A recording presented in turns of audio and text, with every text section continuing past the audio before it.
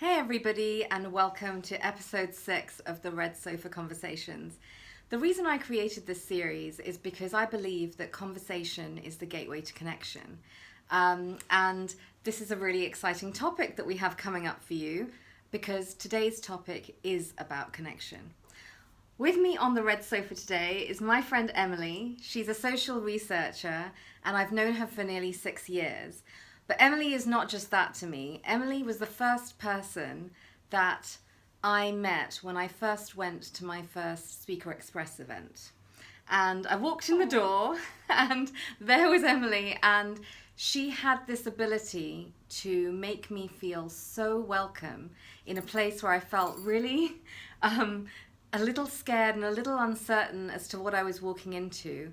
And quite frankly, you know how you form first impressions on places and on people, and it was because I could feel Emily's warmth and her heart as she greeted me and as she sort of welcomed me in, that I then joined what was then Pony Express and now Speaker Express. So without that, this interview series might not have existed. So thank you, Emily. Wow, thank you. I didn't realise that. It's nice to hear. So, connection. Yes. I'm excited to talk about this. Yeah, connection is a really important topic, and it seems very timely because I was telling Emily just before we started that yesterday Oprah interviewed Melinda Gates, and in that interview on Super Soul Conversations, they talked about how connection is the most fundamental thing that we need as human beings. It's so important. Brene Brown actually says that connection gives our life purpose and meaning. And so we can't really talk about connection before we sort of talk about the opposite, which is disconnection, right? So what we're going to do is we're going to have a little bit of a conversation about disconnection, and then we're going to move towards connection and what are the qualities that you need to have great connection, because we already know how vital it is in life. So disconnection. Would you say that we're living in a time now where a lot of people feel more disconnected than ever? Potentially, yeah. I think I always find it hard to compare now to the past, because as we evolve, it's hard to get a true benchmark. But I think one thing I've noticed with disconnection is that when we're in busy mode and we're rushing around and now at the moment we are bombarded with so much information constantly that then your energy is dispersed, and it's harder to be more present. And I think a lot of disconnection comes from a lack of presence and not being able to be in the moment. And when you're not in the moment, it's very hard to truly connect with someone.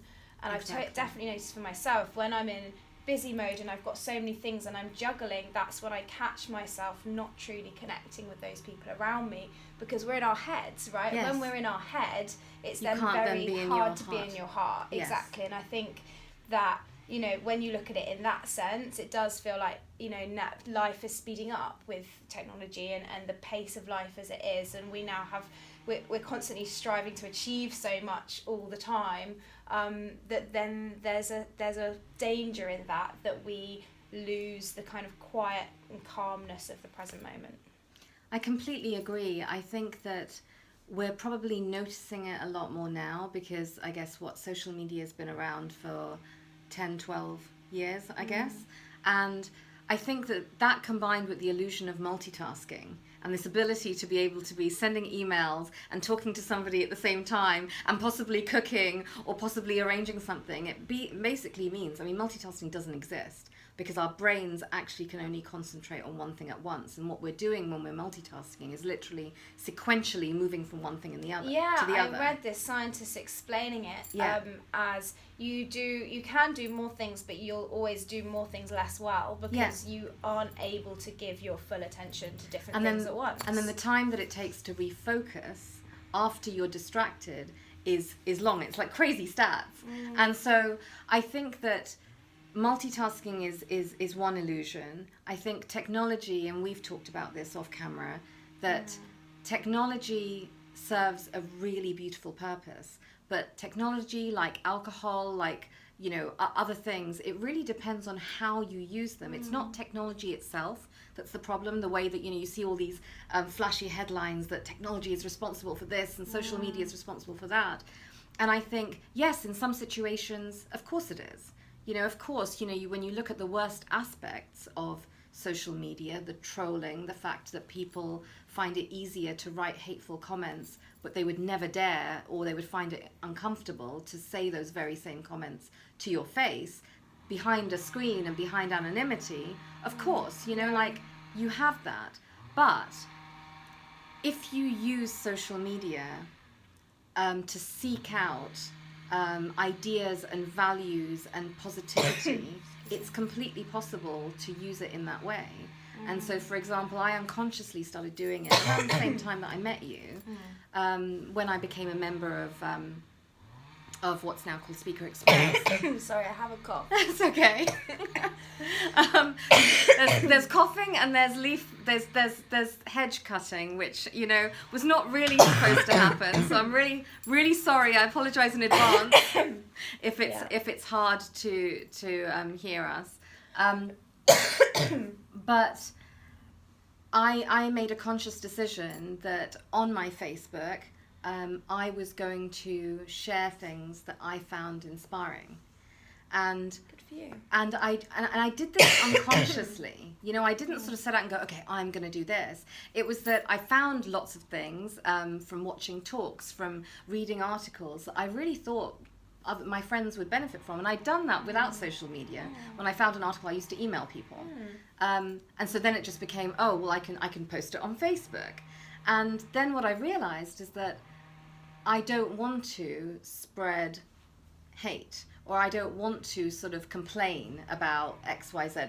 I could, but I don't want that to be on my page where I'm sharing. And essentially now what I understand I've been doing is I've been using my Facebook as more of a positive platform. And so I think that that's the way that you can use technology in a great way to share inspiring messages. Yeah, and similarly, technology does keep us more connected as well. I have a lot of family in America, and being able to see my young cousins' photos of them growing up, and I feel much more connected to them now on social media than I ever did before, when I wouldn't see them for a year, and even though you'd have the odd phone call, it was harder to feel involved in their lives. And I think technology plays that amazing role.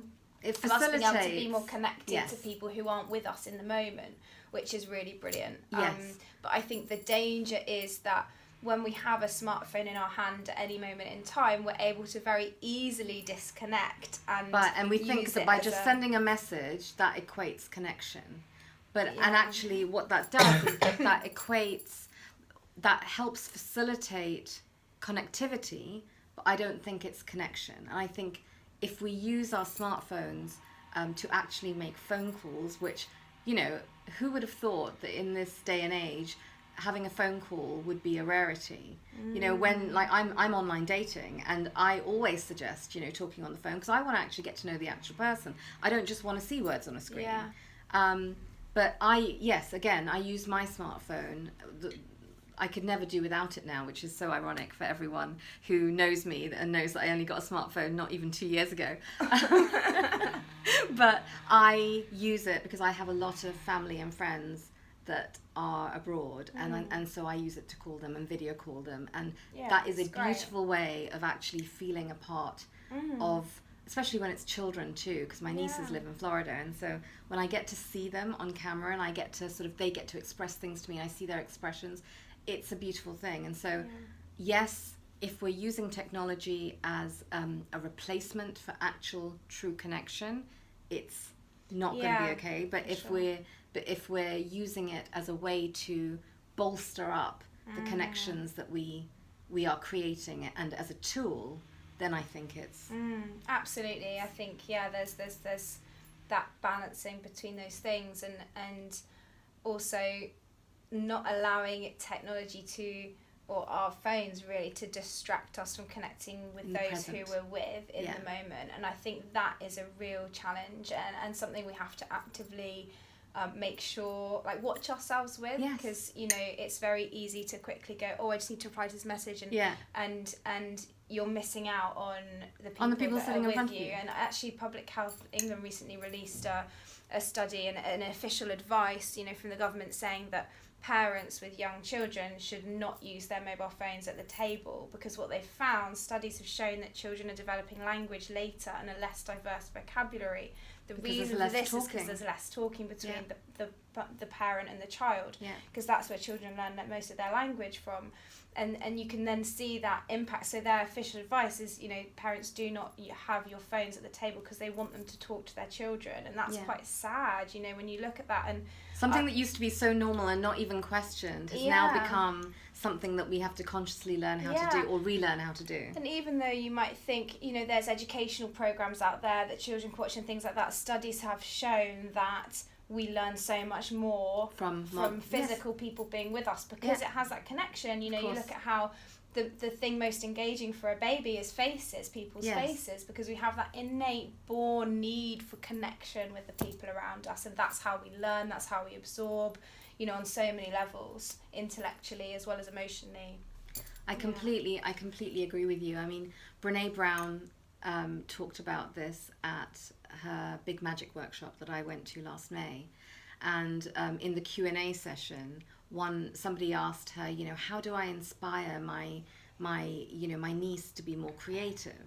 And sorry, not Brene, but Liz Gilbert. Oh, right. I was thinking doing it. Sorry, Liz.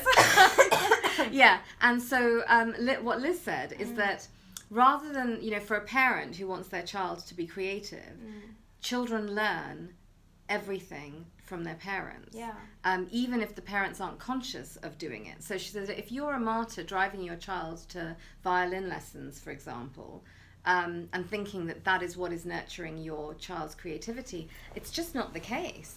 And she told a story about how she and her sister learnt so much about who they were, and really started to foster their creativity, from seeing the attention that their mother paid to hers, and how her mother, who was very busy, always carved out time for things that were important to her. And in those times when her mother was doing it, she would say to Liz and her sister, go out and play. And so they had to then become creative themselves. And so and then you must know this, like when you people watch at restaurants and you see groups of friends and they've all got their phones and nobody's actually talking to each other. I mean I'm bad like that. I like taking food pictures. so I kind of get my phone out and I take pretty pictures, and then I actually put it away, because even having it on the table, on some unconscious level, it makes the person that's in front of you not feel as, I don't know, important, that you're not giving them. And Simon Sinek illustrated this in one of his talks, because he actually borrowed somebody's mobile phone, and he'd started the talk and he was talking about connection and social interaction, and then he asked somebody for their phone, and he said, don't worry, I'm not going to drop it. And the person gave the phone, and he held it, and he said, how many of you now feel like me giving you this talk is the most important thing? Or how many of you sort of start to sense just some kind of resistance to even just holding it? He said, I'm not looking at it, I've just got it in my hand. And I was kind of shocked, because I realized, wow, that's so true. I walk down the street with my phone. I am on the phone on the tube, or unless I'm reading. I'll take food pictures. I'll, check it. I can feel it vibrate, and I might take it out. And it's like, we are so... It's a part of us now. It's so a part of us, and we're so kind of... the time between stimulus and response is so quick that we don't even pause to think, actually, I'm, like you said, I'm with this person. I haven't seen this person in a while. I really want to enjoy catching up with them and seeing what's going on. And if they're telling you something that, is really great or is not so great, and then you kind of go, oh, just 1 second. Or even if you don't even say just 1 second and you go take your phone, that person is going to feel a little like, oh. There's nothing worse than when you're with a friend and they are on their phone messaging someone else like for a lot of the time. I mean, we've all done it. The thing is, we've all done it, we all need to. And I think, our phones are amazing. They add so much value to our lives. We're able to do so much. Watch things, absorb information. Yeah. There's so much we can do with the message our friends and family every moment. Send them pictures of our food. The danger is disconnecting from the people around us, because the first step of connection is just being present and actually giving someone your attention, right? That's the first step before you even go into any of the things we're going to talk about around, actually how that relationship works and the back and forth of connecting and communicating. The first step is just at least to be present. And I think that's where. Yeah. Which is beautifully led on now. Thank you, Emily. Yeah. So the first step, everyone, of connection is presence. Yeah. So we thought about a few of the other elements that actually foster connection, and the ones that we came up with, and we're gonna talk about them a little bit, are listening, empathy, and vulnerability. So, what do you want to kick off with? I think listening, actually. Okay. Because I think that's also something it's a bit of a practice. Yes. And we, yes, a big part of connection is sharing your own self, which is actually with vulnerability, we'll talk a bit more about, kind of sharing your true feelings. But I think listening is so important and is such a fundamental gift, actually, that you give the person you're with. And when you feel like someone truly listens to you and appreciates what you're saying, there's a difference between just being quiet and listening to what someone's saying and actually genuinely taking an interest in what they're saying and taking the time to understand it and let it sit. And that's how that listening really develops into empathy and understanding. But to get to that empathy, you really have to start with giving someone your attention and listening to what they're saying without thinking about what that means for you or what you're going to respond to that. Actually giving the person the space. You nailed it, because there's that saying, isn't it? Listening, there's a difference between just listening or listening with a view to replying. Yeah, and this is really kind of my profession as a researcher. This is what the skill that I have been practicing and honing for the last 10 years is the skill of listening, because that's what as a qualitative researcher I have to do, is sit and listen to someone for, an hour, 3 hours, etc. And it's hard to stay present and listen without thinking about yourself and what that means for me and what that means for how I'm going to respond to this and what I want to say about it, and actually being able to withdraw that and truly listen. You're giving the person you're with such a gift, because you're allowing them to express themselves, and you're appreciating it, and you're actually then valuing that person's opinion, valuing if someone's talking to you, that they want to be heard, and if you don't hear them, then that's actually quite offensive, and then that makes you feel, if someone doesn't listen to you, you feel less like you want to share with them, and less like you're less likely to connect. I totally agree. And I think a lot of these things, like, I'm really glad that you said that it's a practice, because like with everything, there are lots of things. Creativity is a practice, it's a muscle. There are all these muscles that we can flex, and we don't get good at them by suddenly deciding one day, okay, I'm just going to listen better. That's just not how it works. You have to be conscious, and then you have to want to. So consciousness and the will to. But when you listen, I think we can all fall into the trap of somebody starts saying something, and then we all go, oh, I know, that reminds me of this time when that happened to me, or, oh, I know exactly how you're feeling. And you kind of sometimes cut people off before they've even fully expressed the thought, because your brain, not even maliciously, but your brain is racing to the thing that you think is going to make you connect with them more. But actually that act of interrupting or making assumptions, because you're relating it totally to yourself, can cause disconnection. So my cousin actually said the other day, and I thought it was a really beautiful thing, I hadn't thought about it this way, that when somebody calls him, he looks at that now, rather than, oh, he's in the middle of something, or he could be annoyed or whatever, he kind of looks at that and thinks, that person wants to give me the gift of their time. And I was like really blown away, because I thought, wow, imagine like to look at a phone call as a gift of time that somebody's giving you.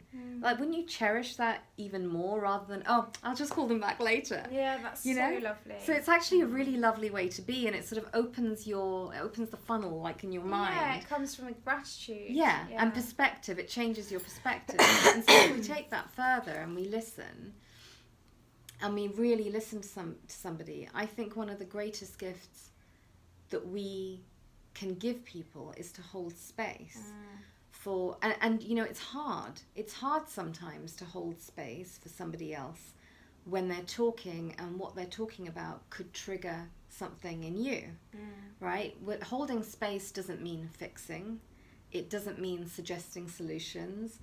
All it is literally letting somebody get what they're thinking of off their chest. Yeah. And sometimes just the act of saying something out loud that's been, percolating and swirling about inside you and is causing all kinds of physical, pain and emotional pain. It's scary when the words are just in our head. Whereas when we get to say it out loud to somebody, and somebody just listens to us, and then I guess this is moving on to empathy, right? Goes, oh, I understand. And if you don't understand, it's perfectly fine to go, I can't imagine. I can't imagine what that feels like. I've never had that. But I can't imagine, but I'm here. And sometimes just knowing that somebody is there for us in all of our imperfections, in all of our struggles, is the only thing that we actually need from them as a friend. Totally. Yeah. And I think when someone feels listened to, it gives permission for them to open up more. You know, and that's how it's a real foundation for connection, because if you feel like someone's listening to you and understanding you, excuse my cough, then you will feel freer to express more. And when you look, I know you've done one of these about mental health, and I think when you look at then helping people to deal with challenging emotions and challenging thoughts, if we listen to our friends and family and people that we connect with, and give them that gift of being present with them and hearing what they're saying, that will give that space more for people to be able to feel like they can share those more intimate thoughts that are harder to share at first if you feel like someone's not really there with you and really understanding. Because we share with people that we feel safe with. And it's that's just we're hardwired. As human beings, we're hardwired for connection. That's like why when we work on projects together, and I recently did a charity showcase with my singing and musical theatre company, and it's so bizarre. I hadn't done something like that since school. I hadn't been a part of a production, and it was so exciting. And the byproduct of that was that we all felt a little bit of a come down, after it. And we were like, why? This was this amazing experience. And it's because we all felt like we were pulling together for this common project and this lovely thing where we were in it. We were all a bit nervous to get on stage and sing and, perform. But then afterwards, one of my friends in my singing class said to me, why do I feel so sad? And I said, because as human beings, we're hardwired for connection, and doing this experience really connected us and bonded us. And so I think that, knowing that we're hardwired is one thing, but actually practicing things that foster that and that allow for that is another. And that's why we're doing this episode. We're doing this episode because we're not doing it from the point of view of being experts. We're doing it from the point of view of being human, and talking about things that from our personal experiences, what we've experienced or seen or whatever, we think can help. Yeah. So should we move on to empathy? So I don't know how many of you guys know this, but there's obviously a difference. There is a difference, not obviously, there is a difference between sympathy and empathy. And if you're curious about this, I'd encourage you to go on YouTube and put in Brene Brown empathy, because she's done a 3-minute RSA short short video, and it really beautifully sums up the difference. So essentially, there's the difference between sympathy and empathy, and as Brene puts it, empathy fosters connection and sympathy fosters disconnection. And so how she explains it is, if somebody is going through a really tough time, for example, I don't know, grief. Empathy is when you listen to that person and you tap into something within yourself where you've had similar feelings. You might not have experienced that same kind of grief, because grief is individual, but it's that feeling of feeling, frustrated and alone, and you can't change a situation, and it's being able to tap into those feelings and say, I've experienced feelings like these and you're not alone. Whereas sympathy is like, oh man, that really sucks. And you can feel the difference energetically, because one, somebody's taking pity on you from afar, and with the other one, somebody is like almost taking your hand and going, don't Feeling you worry. It with you. Yeah. I'm here, I feel it with you, I'm with you. And I mean, from personal experience, when I have been in active grief, like all I've needed is for somebody to hear it rather than giving me advice about what I should be doing. I mean, should is such a dangerous word for all of us. I say it to myself all the time. We say it to each other all the time. It's like, oh, well, you should do this, and we think we're being well-intentioned, but actually somebody doesn't want to hear what they should be doing. They kind of just want you to hear where they are. So you said, Emily, that you've recently found out that you're an empath. Yeah. Do you want to talk a little bit about what that means? I'll talk a little bit about what that means. I think, empathy in itself is obviously kind of an emotion and a sort of perspective. Right. But I think also some of us have more of a natural tendency to be empathic.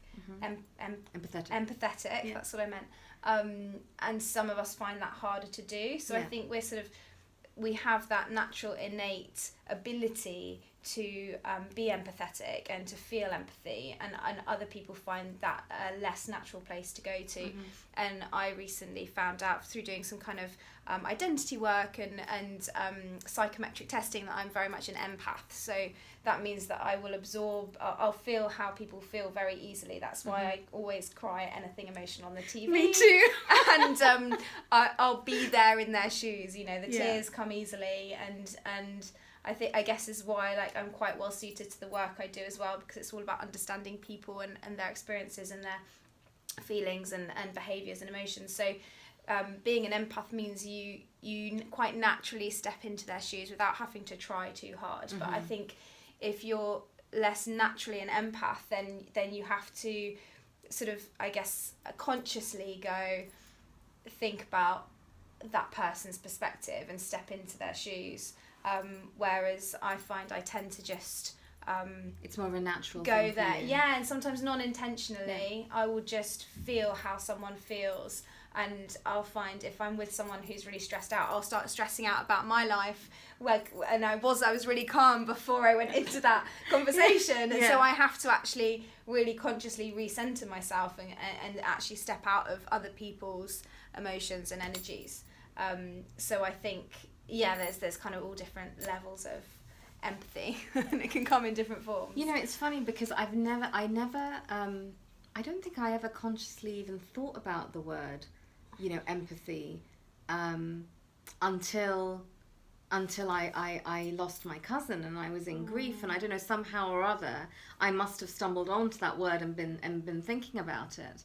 But when I think of the situations and the conversations that have most helped me in times of struggle, and not just grief, in any other challenging situation, it is when people have really tried to put aside their own perspective of a situation and hear the words and sort of feel with me and be like, okay, I have not gone through this myself, but I will be there in whatever way you need me to be. Just be there for be you. there. And I think that's where empathy comes in. And yes, people can be naturally empathetic, like we know that, like everything that you're describing in terms of crying at movies and feeling like I experience too. So who knows, like maybe I have those tendencies as well.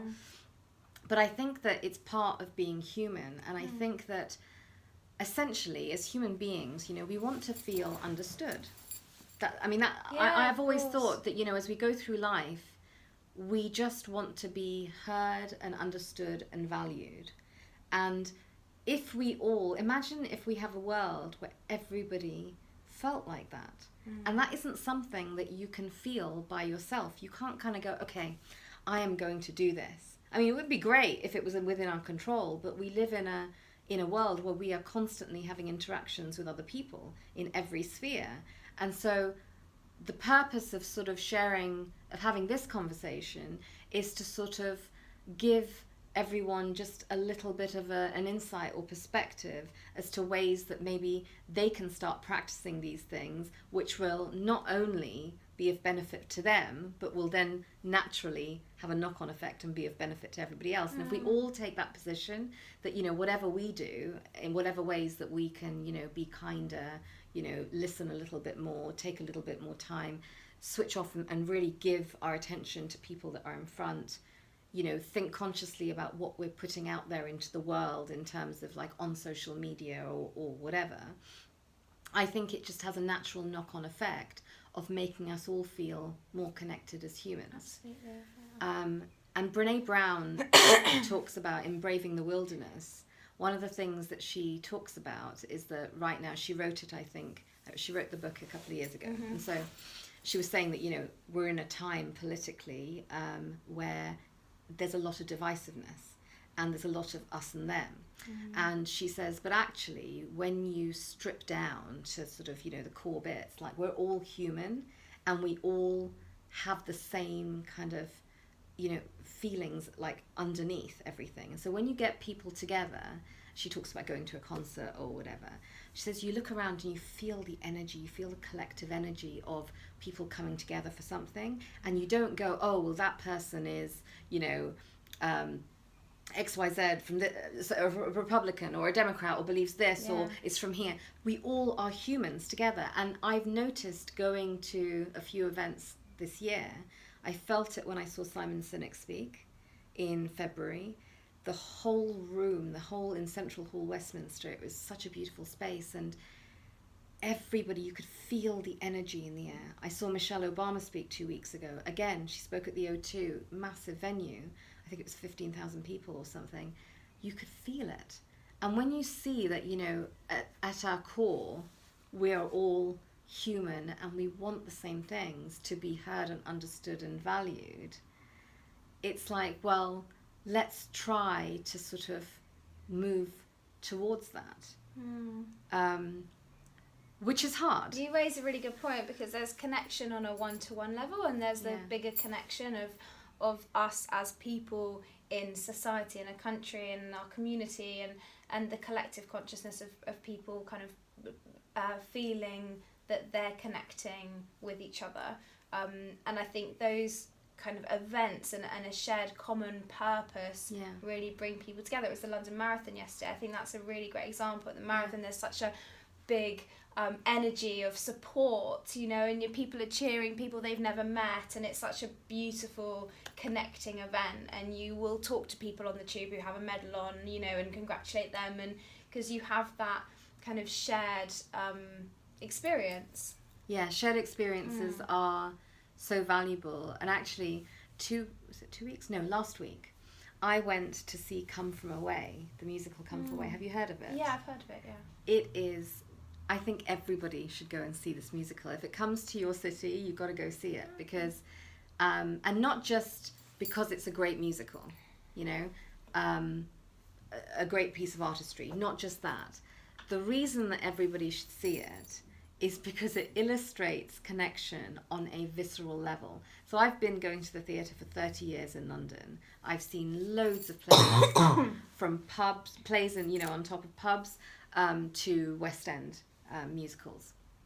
And I have never seen something where before the guy hit the last note, you could feel the energy. The last note finished, the lights hadn't even come up for the cast to take their bows. Everybody in the theatre jumped up. I mean, not just, oh, I see some people, let me do it. Everybody jumped up and was clapping. People were crying because the story, do you know what the story is? Mm-hmm. Okay, so the story, it's a true story. So the story is on 9/11, 38 planes were diverted to the town of Gander in Newfoundland because they couldn't fly in to New York. This town of Gander normally had 9,000 people, and on one day, more than 6,500 people descended upon this town. And they stayed for 5 days because the planes were grounded.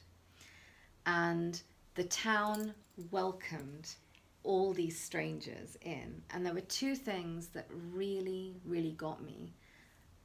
One is that there was a Jewish man who heard that there was a rabbi who had been on one of the planes who landed at Gander. And he came to see him. And he said that he had been sent there as a child. And his parents had drilled into him to not say to anybody that he was Jewish. And he said, not even my wife knows. I've kept this secret. I've never said it. And he said that when he saw the towers fall on the TV, all he could think about is all of the stories that will die with the people that died that day.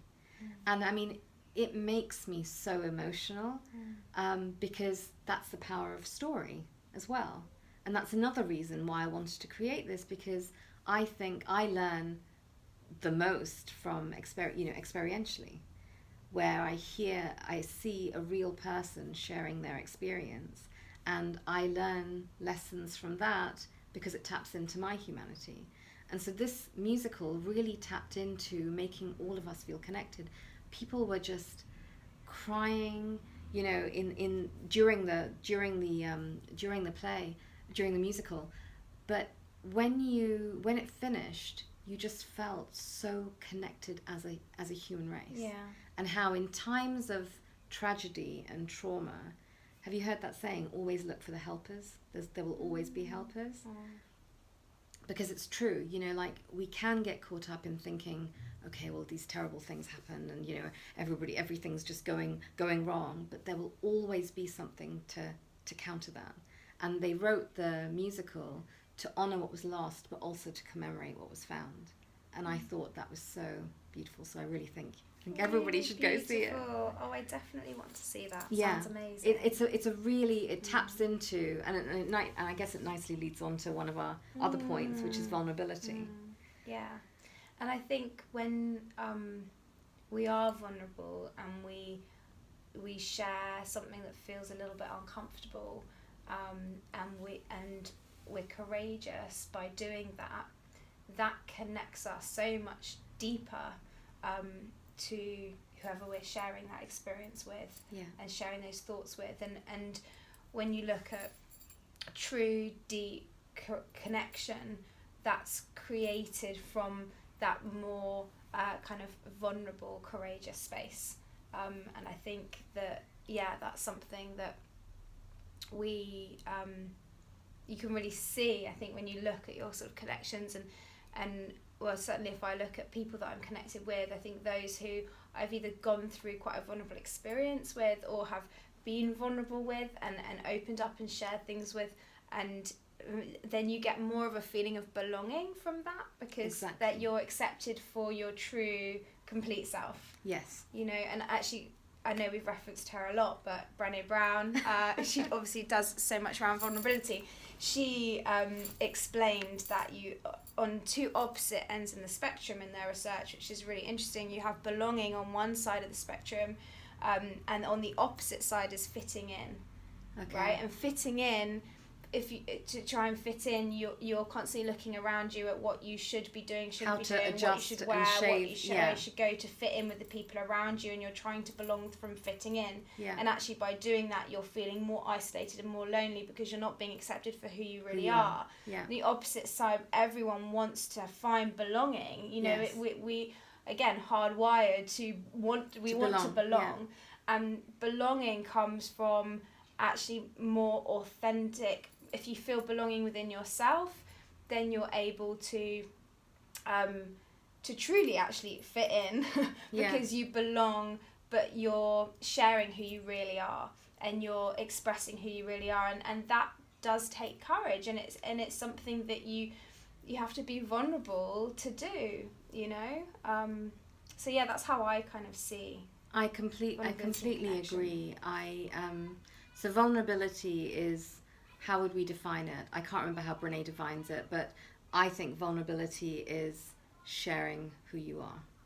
I think sharing the bits that, as you said, there's discomfort around it. Yeah, because feel less comfortable. It makes us. Scary. It's sharing the real person behind the super shiny Instagram, Facebook version of our lives, right?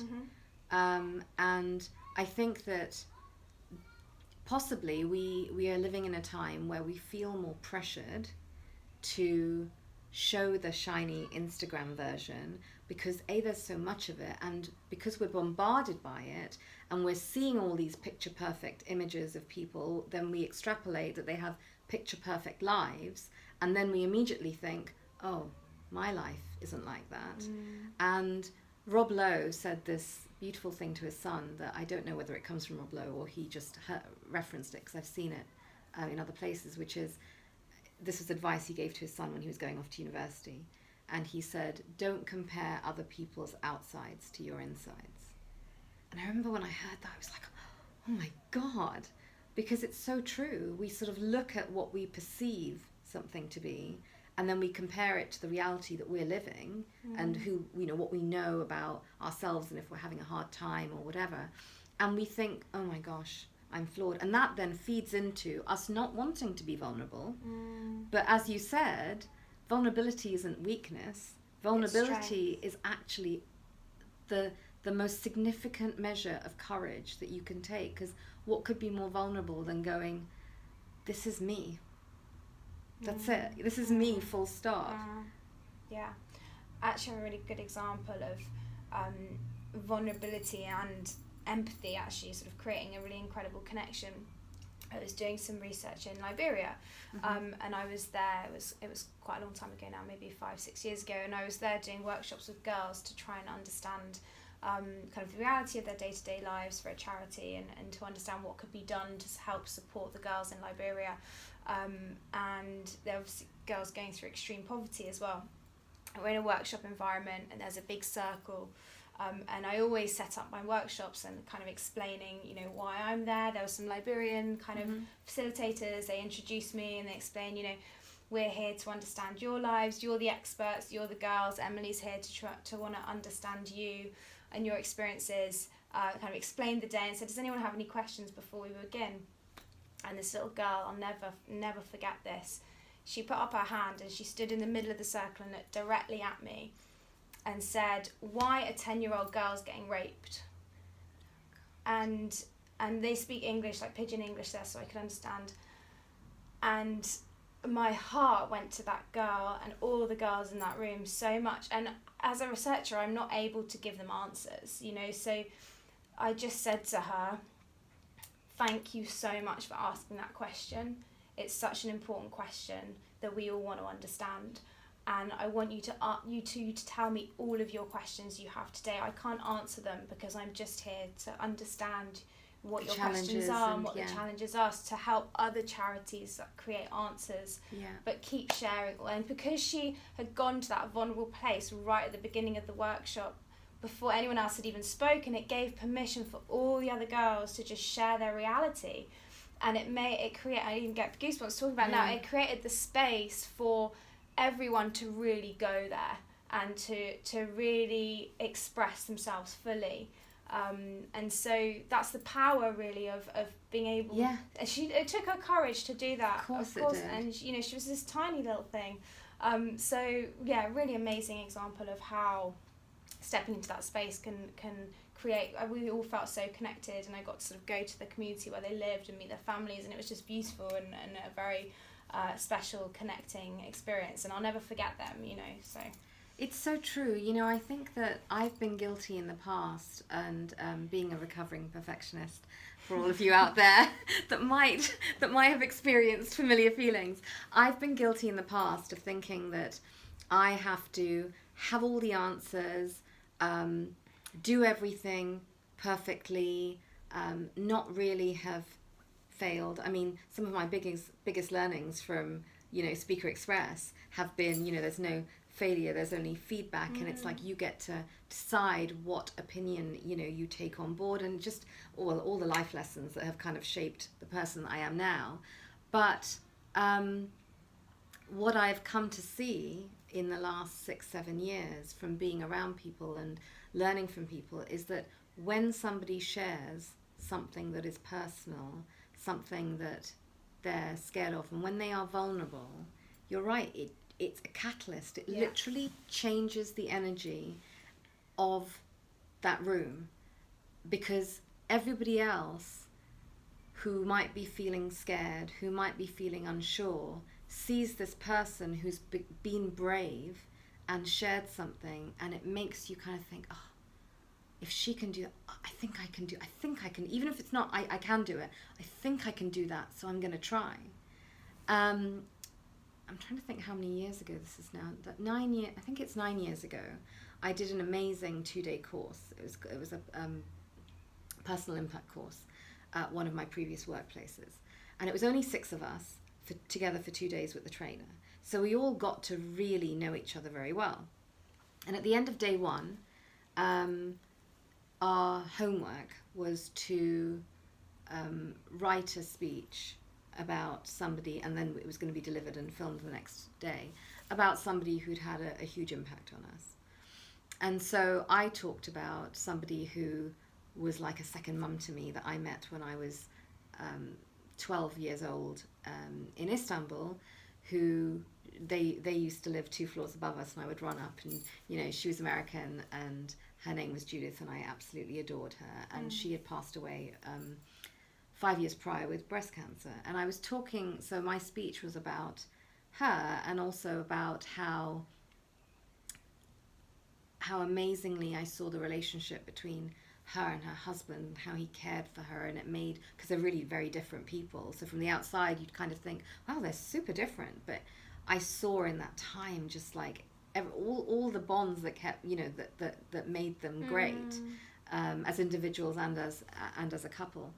And it was the first time I'd ever shared anything like that publicly, you know, in that space 6. And I was emotional about it because I loved her, and talking about it, and made it hard to, you know, it was hard, and I started to cry. And I was being filmed, and I remember thinking, so the voice in my head was kind of like, oh my God, you're crying, stop crying now. Like, you know, you need to just finish. And I, you know, just managed to then recompose myself and finish. And then the other people went, because I was the first person to give the speech. And the second person that got up said, you know what, I was going to talk about something completely different, but seeing Lara give that speech and become emotional, I realized, you know what, it's okay, so I'm going to talk about my grandfather, and I've never talked about him before. And like you said, it gave the room permission. Yeah. And we all felt so connected at the end of those 2 days. It was the most beautiful experience. And it's like, we all know, you know, there's a difference, guys, between knowing and doing, right? We know this, right? We know all these things. I know loads of things.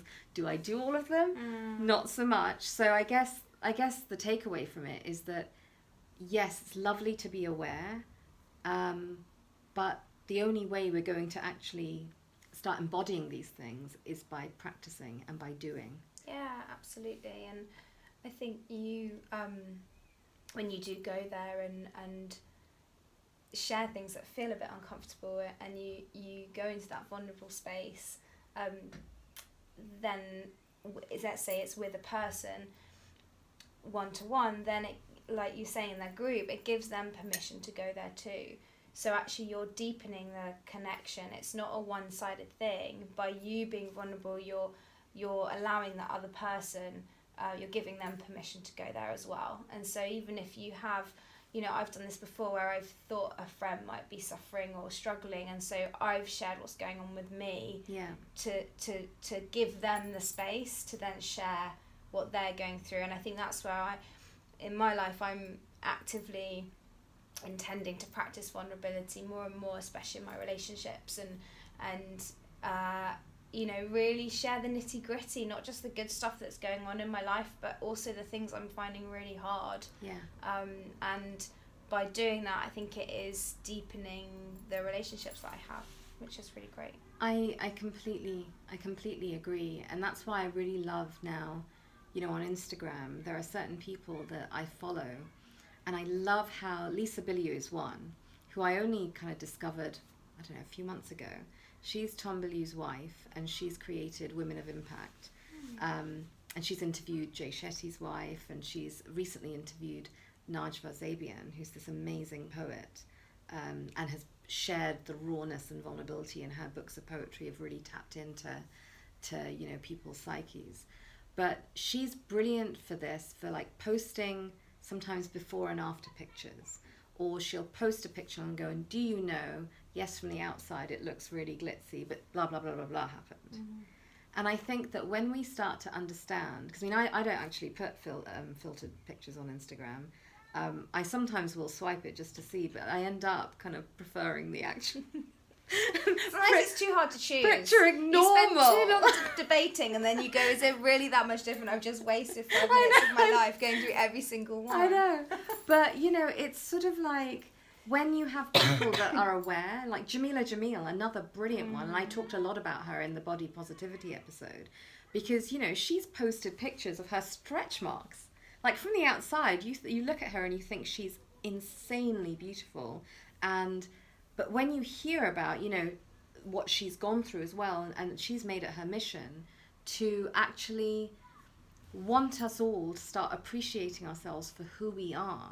And maybe that's the thing that, because we're coming up to time now, so that's the thing that I think that we both want people to be left with, really, isn't it? That life is a journey, and it's a really, I think the biggest journey of it is figuring out who we are and living truthfully, living a truthful life that really embodies who we are at our core. And we can't do that if we're not vulnerable. We can't do that if we don't listen to each other, to allow each other to have the safe space to express. So by connecting and by making connection, because that's actually one of my highest values, if not the highest, which is another thing I figured out this year. The reason that connection is so important is because, as Brene Brown said, it gives our life purpose and meaning. It's purpose and meaning, and we want our lives to have purpose and meaning.